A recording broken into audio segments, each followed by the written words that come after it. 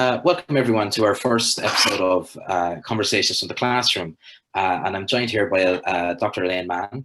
And Elaine is going to talk to us a little bit about inclusion and interreligious dialogue, and I suppose the diversity from the lived reality in the classroom.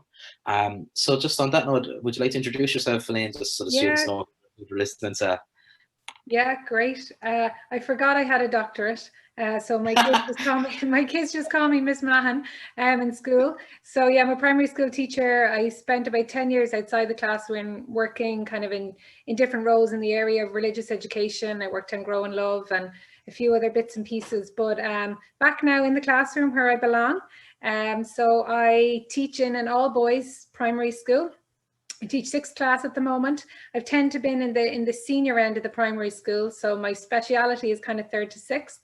And yeah, 28 great boys this year, and a nice diverse mix. I spent the first part of my career teaching in a Dash 1 Band 1 school, and that had lots of opportunities and lots of challenges, but diversity wasn't really one of them. Most of our kids were kind of were Catholic anyway, in religious background. The school that I'm teaching in now for the last few years, it's quite a diverse school. We have about 1/3 of our population, of our school population, aren't Catholic.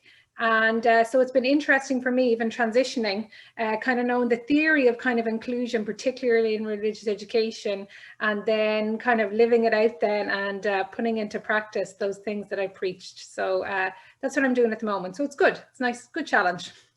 It is. That's a big shift from the school types even.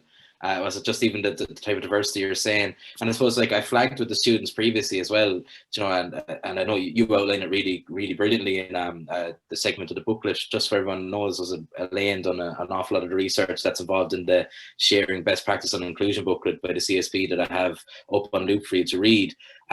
But even in that section that Elaine has contributed to in it, she highlights that inclusion isn't just something about religion either. You know, it's not. We tend to narrow the focus on inclusion sometimes in our rhetoric and talking about inclusion to be something just specifically about religious identity and cultural identity. But as you're saying there, you were in a Daesh school. As a part of it, there was another wider bracket of inclusion going on there, even within the school, and different demands, I'd imagine.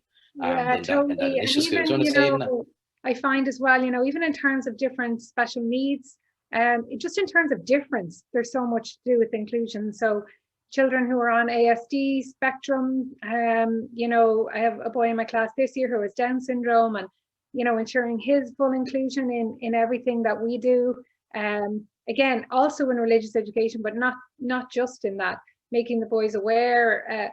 It's interesting when you come from a Dash 1 school and you live in kind of that situation of poverty and disadvantage and intergenerational unemployment, and then you come to a more middle class school, just even raising the consciousness of my boys that, you know, there are children living 15 miles away who literally don't have enough to eat today.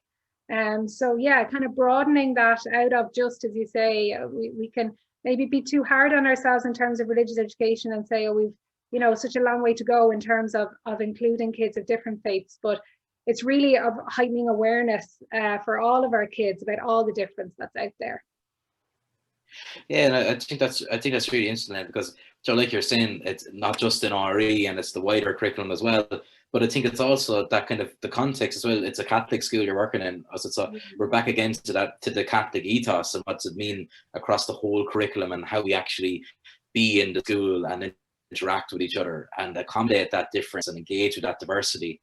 Because, you know, coming from that Christian perspective and that Catholic perspective, inclusion really is, you know, a central tenement of Catholicism. It's for, you know, salvation for all. Yeah. All of us are created in the image and likeness of God, that innate dignity of the human person.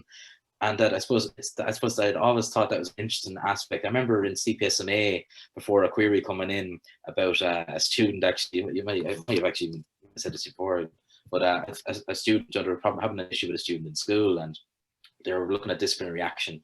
So whether about expelling the child or what are we going to do? So that had been a repeat offender, let's say. Yeah. So it was a very challenging situation. And the actual principal asked one of the representatives of CPSMA, but how can I approach this from the ethos of my school? Where's the element of mercy? That's it. So where's the element of mercy? And for me, it was kind of one of those things, because we tend to think about ethos, this kind of, arbitrary, abstract concept, kind of way, that's aspirational and kind of superimposed on what I do as teacher, let's say. But it was one of those real examples of the practicalities of ethos as something that's really actually lived out in the school. And I think It that kind is, of and manifests itself in RE, yeah, yeah. totally. And it's one of the, I'd use the ethos daily with my boys. And again, I have 28 boys, and 8 of them aren't Catholic, and 6 of them aren't Christian. So it's, I would still use it with them, with all of my boys. Well, we're in a Catholic school, and how would Jesus want us to respond to this situation? And you'd use that as kind of a collective for the class, not to not include those boys who aren't Christian, but to be really confident about how we are, who we are, and then how we should act out of that. Like the discipline one is really interesting, because there's an argument that in a Catholic school, exclusion or expulsion should never be on the menu, because nobody is beyond redemption.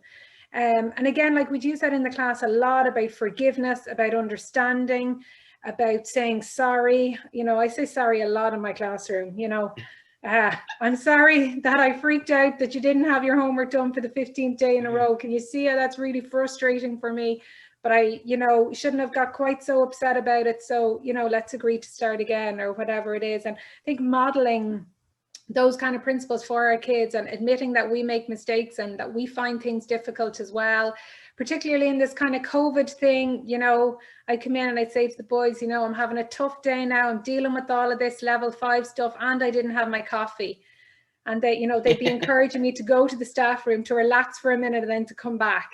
And I think all that is ethos, all that is kindness, all that is generosity, all that is understanding. And I would explain it to them in those terms. Yeah, it's always very human, isn't it? Like it's all about being a person, really. Yeah. And I suppose I think that's would you find, like, just even setting the scene in your school, like you're saying there, right? You're in a Catholic school, right? There's a third of the school community, you're saying, are non-Catholic, right?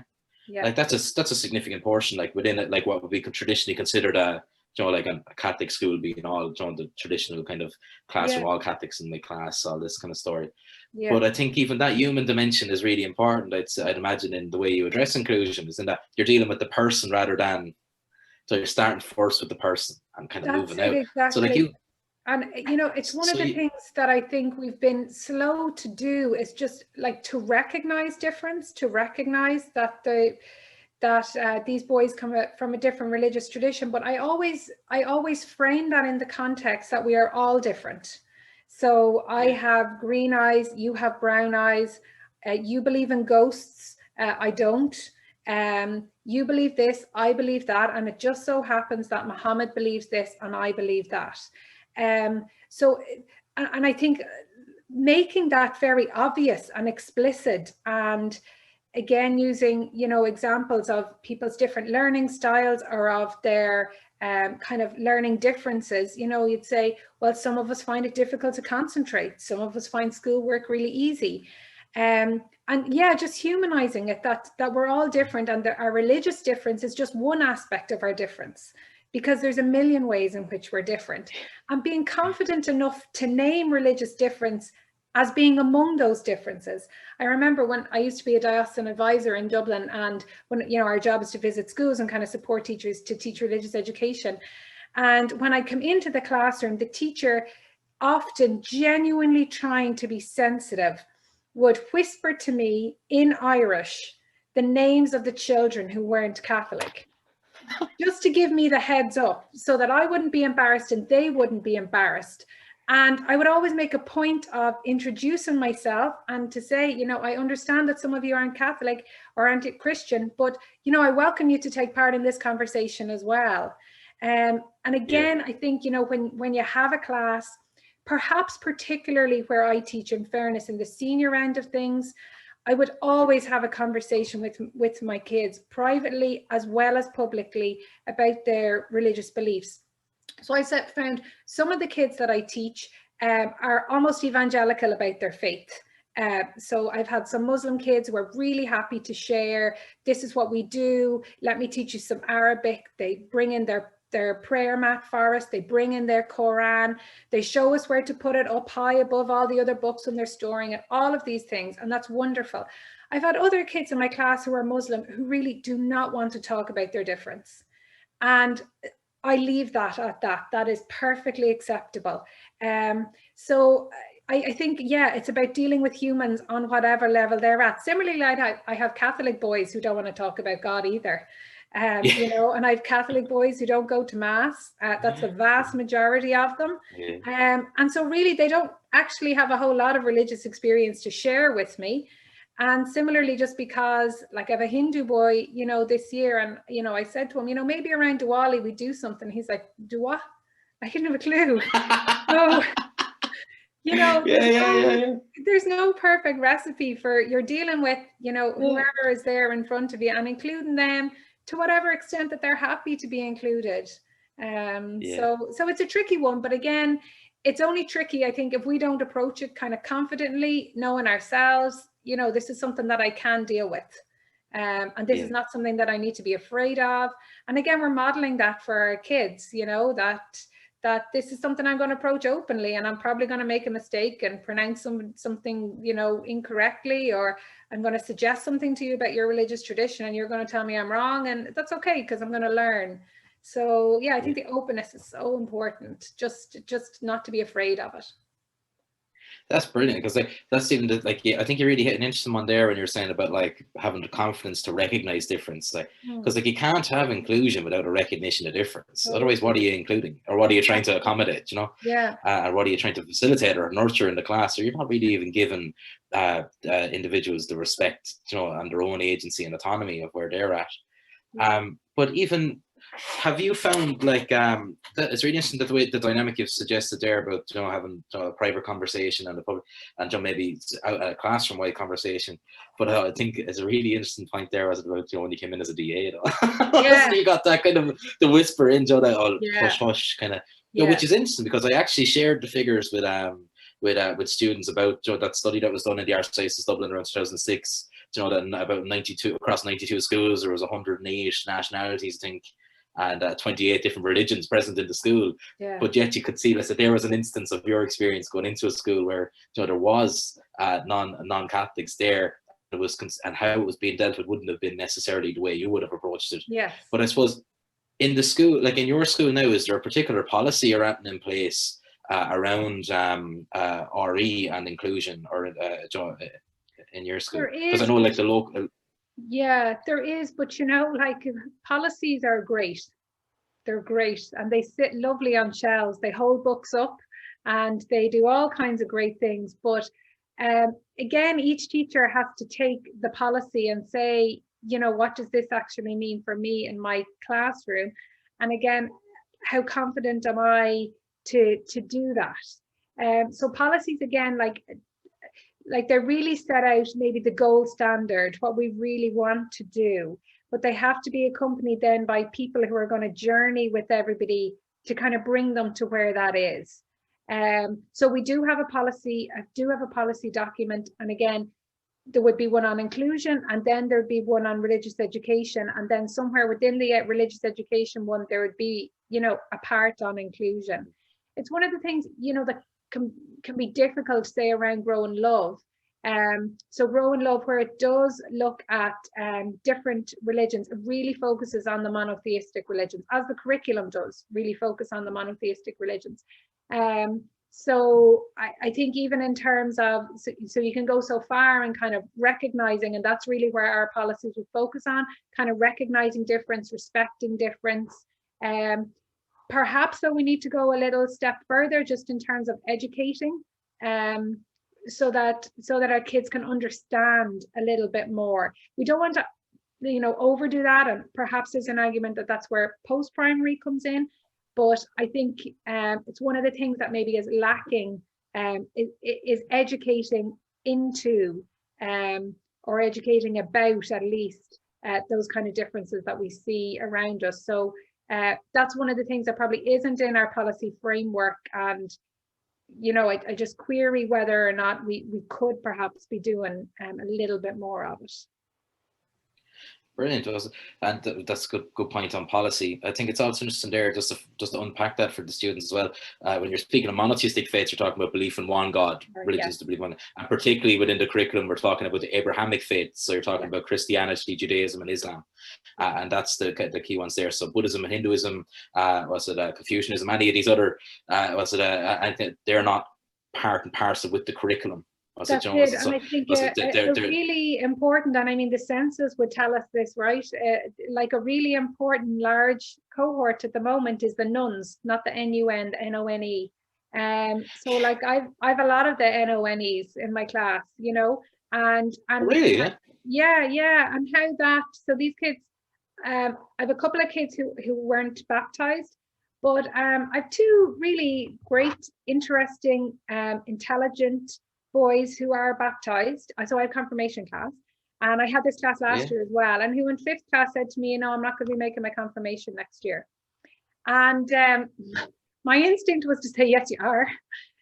But I didn't. And I said, you know, what every good teacher says, to give myself some time to kind of formulate an articulate response. And, you know, I was surprised that. And they came to me separately at different times, and I don't think one knew the other was talking to me about it. And they were just, I just don't believe any of it, you know. And I've never been to church, you know. And one of them I know said to me, we don't even go Christmas or anything. Like we don't have anything. Yeah. I just don't see the point, you know, in doing this thing.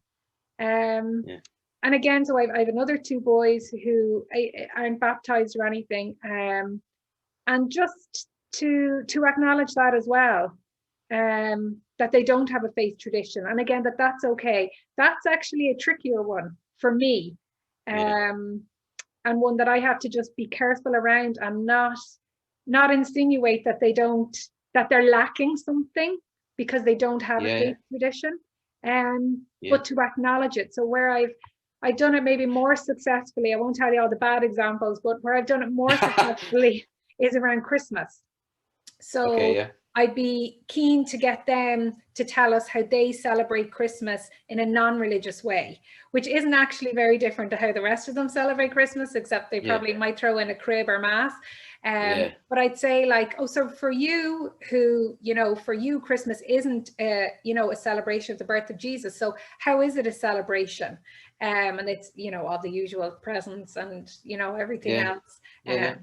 Time for family and exactly. So it's harder for me, and maybe it's just something I haven't practiced enough, but I find it a little bit more difficult to kind of include those boys in religious education and in the framework of belief, that non-belief is part of that, you know. And do you find it challenging because you're coming from a faith perspective yourself, or do you find it just that the program, do you find it yourself, or do you find it the program, or is it a combination of the two? You know, is it a... No, do you know, I find the program helpful. I find Grow in Love helpful in that it's a program based on experience, right? So like certainly some parts in every lesson, every child will be able to tune in. So at the end of last year, even though it was online because we were COVID, you know, I asked my boys about their best memory from a variety of subject areas. And one of them was religious education. What's your best memory? And they talked about the most random, the parable of the workers in the vineyard, right? Came up. Because we had done this drama around the parable of the workers in the vineyard. And every single boy took part because it was just a story. It happened to be a story that Jesus told, but it could have been any story. And so in the parable, there's a number of groups of workers, and very basically, they all get paid the same amount, even though they all do different levels of work. And my boys got really into this lesson. And was this just? Was this fair? If you do more work, should you not get more money? And I suppose what Jesus was trying to teach was that, like, God is generous to everybody, and more maybe comprehensively, that those who are first shall be last, and those who are last shall be first. But all of my boys took part in that, and they all had that sense of justice for the guys who had worked longer, and the desire to be generous. Um, so that was a very basic foundation of justice, which all of my boys had, regardless of their religious tradition or none. So in that way, everybody could get involved, and the program, in fact, facilitated everybody's involvement in it. It's just the next part then. So when I'm taking a religious meaning out of that, can I help my boys who don't have a faith tradition to still take a meaning out of it about generosity and fairness? So again, I've given you a good example of where they did that for themselves. They said, well, maybe in my life, I can be more generous, more fair, more just, whatever, without reference to a religious or faith tradition. So again, that was a good example of where the program helped me do that. But that's not going to be possible. Like if you're doing a lesson on baptism, what are you going to do? Yeah, of course. And I suppose that's the interesting thing you flagged there. Like all your students participated in the program. So like I flagged the students before the whole learning about, learning into, learning from, that those three dynamic, so it's the three stools there as regards that are operating within Catholic RE.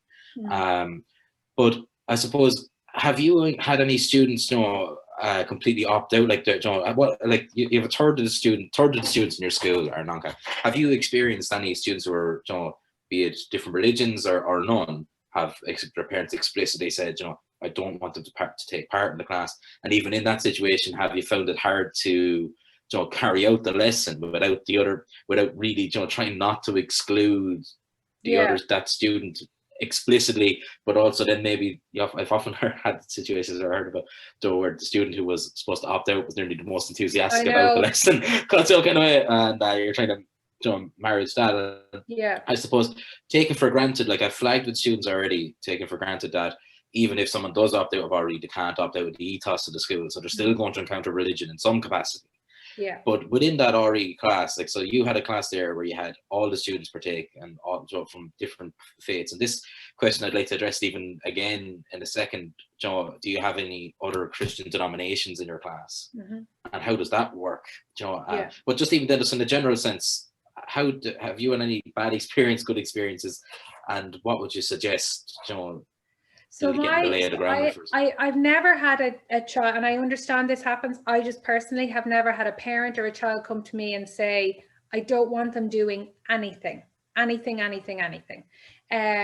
Generally, again, in the senior end of the primary school. So again, you're introducing this in terms of the ethos of your class, which I've already set out. I'd be very open about difference. I'd always have had, like within the first week, a conversation with these boys. And we come to an understanding very early on. So I would always say to them, if there's something we're discussing or whatever, you're always welcome to take part. And I would always say, if you're not comfortable to take part or even to listen, what would you do at that stage? So again, senior primary school, 3rd to 6th, they'd say, I read my book, I draw, I'd whatever. So I would always give them that option. And sometimes when I say, okay, we're gonna do our grow and love, I notice them because it's of interest to me, and they'll sit and wait, and they'll see how religious this lesson is going to be. And if I start by saying, in the church we believe, they'll just take their book out. But if I say, well, today we're going to talk about what's fair and what's just and what's generous, they'll sit and listen for a while.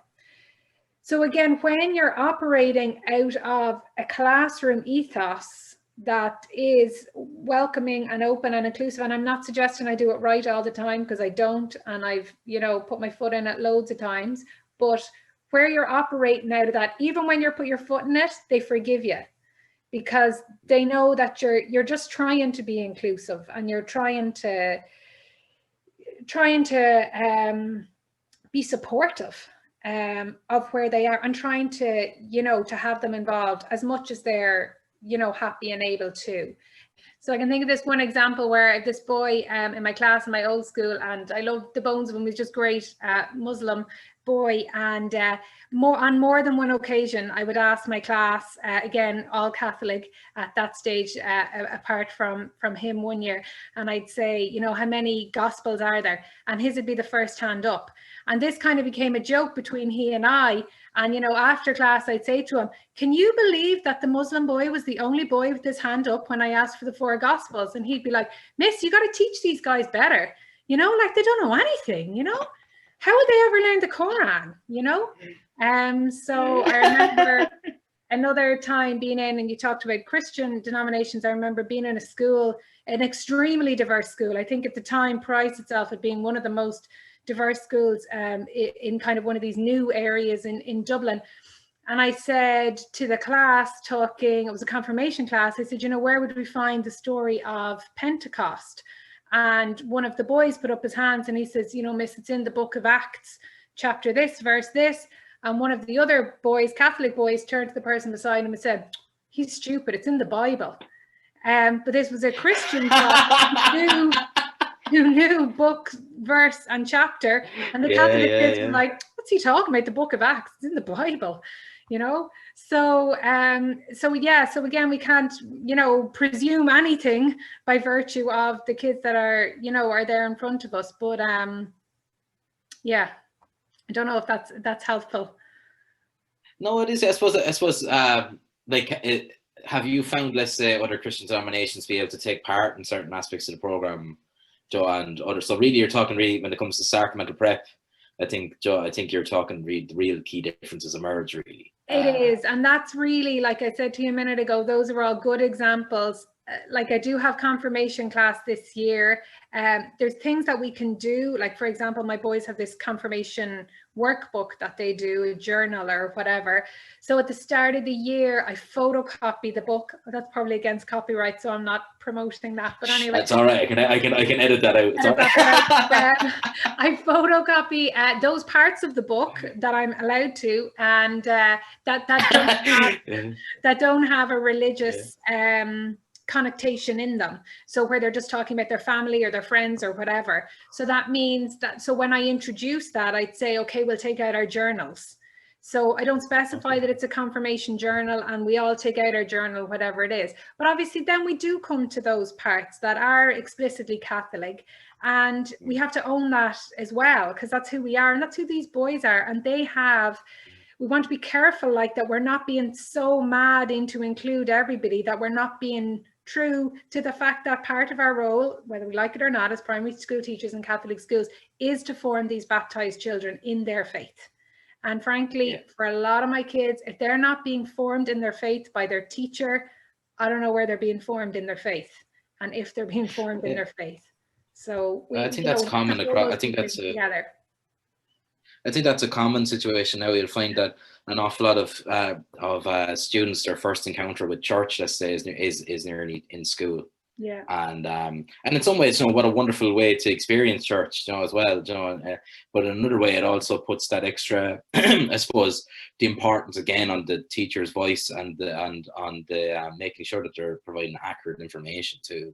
Yeah. And that it also puts pressure on the teacher too, in the sense of that if this is their, I suppose, their primary or principal engagement with church, how in which you address issues and address things is you're making the impression on them, you're imparting yourself on them as being church, what church is, you know. So it's like that, leading by example. Yeah. And you know, it happens as well that the boys will always and again, when we talk about inclusion, boys from every faith tradition and none will ask you questions about how the church is exclusive. Yeah. So they'll pick me up when we're doing the sacrament of holy orders. I've never not been picked up on the fact that it doesn't apply to women. In every class ever taught, when we're talking about holy orders, somebody puts their hand up and says, hold on a second. Like, why again isn't that open to women?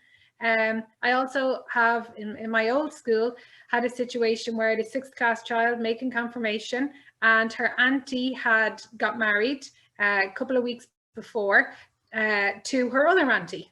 So her auntie was gay, and this kid coming up to me with the genuine genuine, not attention seeking, not anything, because we had known about the auntie getting married, we had prayed for the auntie getting married, all of this. But hold on a second here now, because I'm a bit confused by this. She thought the wedding was going to be in a church. And I didn't know that you're not allowed to get married in the church if you're marrying a woman. So, and that's really, really hard. So it's, I suppose they're hard because they're the big questions for mature adult Catholics as well. You know, like, so, like, you know, and there is the irony as well within the church of the fact of how exclusive it is in terms of women as well, considering how fundamental women were in the actual emergence of Christianity and the leadership roles they had there. Like, so it really is, I suppose in some ways it's an opportunity to nearly distinguish between faith in Christ and the role of teaching. I suppose the role of Catholic teaching as opposed to and even today, my mother and her female friends run the parish. The priest just comes in and out. They do everything else, you know. So I'd always be keen to kind of say that to my boys as well, or to my kids, you know, that like, well, like, if you were to even take it, Elaine, like, if you have other roles. Well, if you take it, like, even like the way I look at it, even myself in my prior roles, even working with the Catholic education bodies, you know, apart from, let's say, the bishops themselves, I was surrounded, the vast majority of people I was surrounded with were women, and, you know, strong, powerful, you know, leaders, you know. Was it? And like, that's something, like, you know, like, again, we're the most exclusive, inclusive space in the world in some ways. In that way, and look at women like, you know, Nano Nagel, Catherine Macaulay, who, you know, built systems, you know, so build Catholic education system. These are massive tough figures. And I suppose even when you're talking about that, even when we talk about different schools, like the inclusion aspect as well, like the diversity that's even within Catholicism as well, and, you know, and then even we talk about the diversity within Christianity. And I suppose if there's one takeaway, I think, even from our conversation today, it's that, I suppose, you know, diversity, of course, it's all around you, but you have to kind of name it. You have to name it, and you have to address it, and it's the manner in which you address it that's important. And I suppose just even one last thing I never got to ask you, actually, Elaine, was, do you know, when it comes to the sacraments and, you know, them making their confirmation or that, is there any, like, do you provide any opportunities for students of other faiths and none to, you know, get involved in some way with the student, apart from the journals, let's say, but, like, you know, to celebrate the day with their classmates or anything, or, you know? Yeah, absolutely. And I think it's really important. Again, like, I don't assume that they want to do that. So again, it's, you know, be time for a chat, you know, and to see what they want to do. So I'm not a big believer in going to the church for 792 practices and all of that kind of stuff. So, you know, we limit that kind of, you know, showiness. It's not necessary for every kid to have a job. And that makes, you know, around the practicalities, it makes it a little bit kind of easier. I think in a day when we were all traipsing to the church, you know, every day for 2 weeks, I think that was really difficult on some of the kids. We don't do that anymore, so that's one blessing. But then in terms of the day itself, like, I would always invite them to come. But again, I would usually have a private conversation themselves, you know. I'd say, look, you know, we have confirmation tomorrow. Would you like to come? If they say yes, I always say, we need to chat to mum and dad about that, and just make sure they're happy for you to come. And largely they will be, and they come and they sit at the back. I have some kids who say, no, I don't want to go. And I say, totally perfect. You know, the next day when the kids come in, we'll be having a little party. They'll be wearing their clothes. Would you like to just wear your civvies that day? You don't have to wear your uniform if you don't want to. And, you know, generally they really appreciate things like that. And even where they say, no, I just prefer to wear my uniform, I do think they appreciate that you're kind of looking out for them anyway. But again, that only works if you've built the relationship of inclusion. So if all year you've been kind of whispering, you know, he doesn't do religion, and then you suddenly come down to them and say, do you want to come to confirmation? They'll be like, no, like, why would I want to come to confirmation? Like, and they can react defensively, you know. So you have to have kind of build that from the start. And then, as I said, when you know, make mistakes or say something wrong, or, you know, say something that they don't believe in, they forgive you for it. So like, if Jehovah's Witness in my class this year, boys a Seventh-day Adventist as well, and I know that I often say things that I don't know if they personally disapprove of, but certainly that there will be a different perspective to their own given faith tradition. And sometimes they take me up on it. And, you know, where they do take me up on it then, and they're happy too, it's a really good opportunity for me to say, well, I didn't know that. You know, will you tell me more about how you interpret the story of creation? And yeah.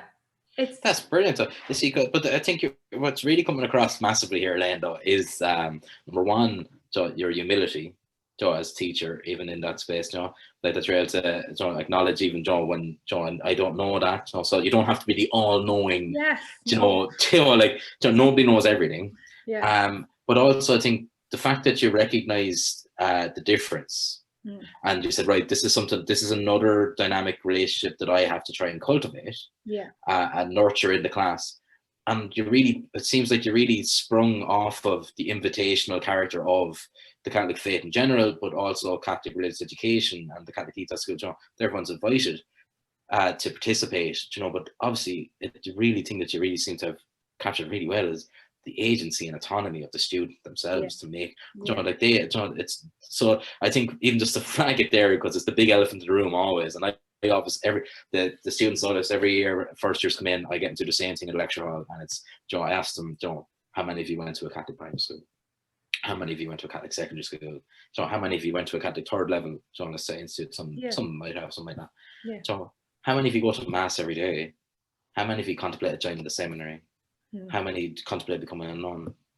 So how many of you does faith fundamentally impact the very daily existence of your lives? So, well, either Catholic schools are really, really bad at indoctrination, right? Or it's just something that they're not about, you know? And I think that's the real thing. Yeah, it's a great exercise. Yeah, because like you're seeing it there, and there's nothing, and we live in a pluralist society, so we live in, and that means that you're supposed to be able to present yourself. And you form your identity, from your relationship with others around you and different perspectives and worldviews. So in that space too, of course, it's really important, like you said, to present. So there's things that are actually uniquely and distinctly Catholic, that are part and parcel with the identity of that school, with the type of education that you're delivering in that school, and with the ethos and approach taken to religious education in that classroom. So there's certain things that are presented as such, but that doesn't mean, that it can't be still inclusive. That people can't engage with that truth from different angles, because it's not about worrying about even causing offense all the time. Really, what you're trying to do, I think, isn't it, in your class, is if we're doing religious education, I want students who are going to participate in this to get as much out of it as they can. That's it. For themselves in their own lives. And I think, I'd love to be in your class, to be honest. Oh, I don't know. I might just say, just as you were talking there, it struck me something that I didn't say. Like I say from day one.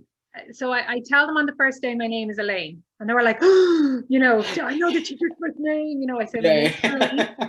I have 2 children. John is 5, Hannah's 2. I live with my husband.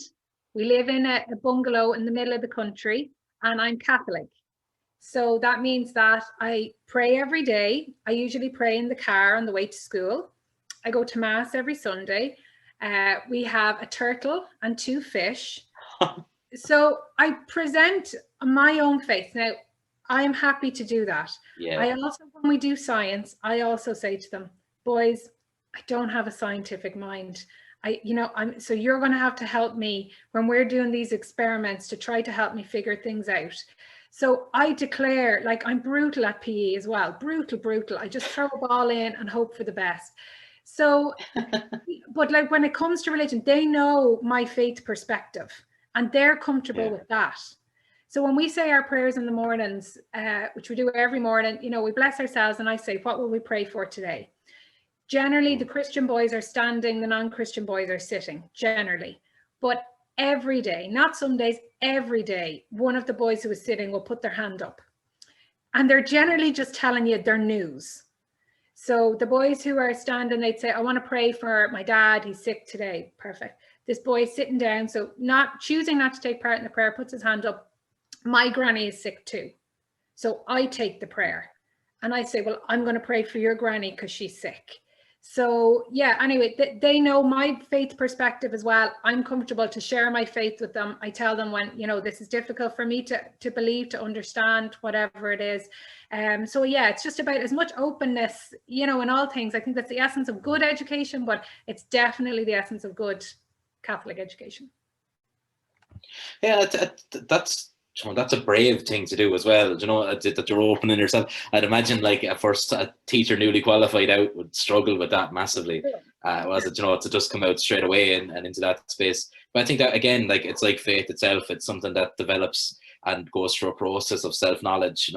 Itself. We demand, like I have to laugh at my son. Like he comes home. First of all, he tells the teacher everything. I get away with nothing. I told my son you were in bad mood this morning. I'm like, great, thanks. But we demand an awful lot of personal information from our students. Like we ask them all the time, personal questions in religion, in SPHE. We're asking them in SPHE, like, when do you feel confident? When do you feel scared? Who are the members of your family you argue with?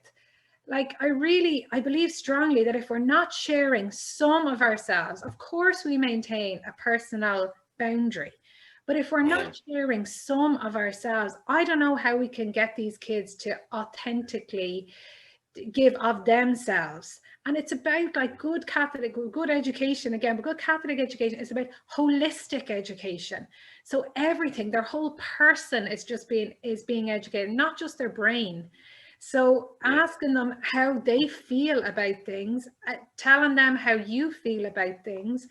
I accept what you say. Maybe it's difficult for a first year teacher, and it obviously depends on your disposition and everything like that. But, I think back to the Parker Palmer cliche of you teach who you are. And if you're going to be, I will not smile until Christmas, it's tough. I just think. I'll tell you what, I have to say I'm the same even when I'm teaching. I just can't not be. It feels like I'm wearing somebody else's clothes if I'm not. And of course, enough you uphold the professional dimension, of course. But I think all good relationship has a certain level of vulnerability in it as well. And I think that's really, and just a flag, even like what you're saying there, it's not just about knowledge, religious knowledge and purely intellectual, but the old analogy, the head, heart, and hands. That's it. And this kind of that whole aspect of things. But I suppose is there anything else you'd like to add? Because like it's really been a fantastic chatting with you. You're just a wealth of information, really, to be honest with you. No, that's it. Just I suppose just that was the only thing that I felt I'd left out, just to say that I do also share my faith with them, so that, and I think it's important because if I'm asking them, and particularly perhaps those boys, who aren't from a Catholic tradition, if I'm asking them about their faith and how they feel about whatever, I think that giving of yourself, and as you said, that kind of vulnerability is important too. Well, I think actually probably one last question, sorry, Elaine, I'll leave it be after that then, as it is have you ever come across any useful resources or anything at all, that have been handy, outside of the Grow and Love program, let's say, even have you found any that you'd even just flag, or is it? No, I believe strongly in as many kind of visuals as we can do, as many kind of symbols, as many kind of videos, things like that as we can kind of muster up. I couldn't give you a specific one now if you put a bullet to my head, but I think mainly, just to invite them into that experience of something, changing the space, turning out the lights, putting on the candles, that kind of stuff, just kind of brings us into a different space when we're doing religion, and even things, presenting them with videos, and again, there's so much out there that's helpful. Even we were doing lessons about kind of the natural world and creation and whatever else.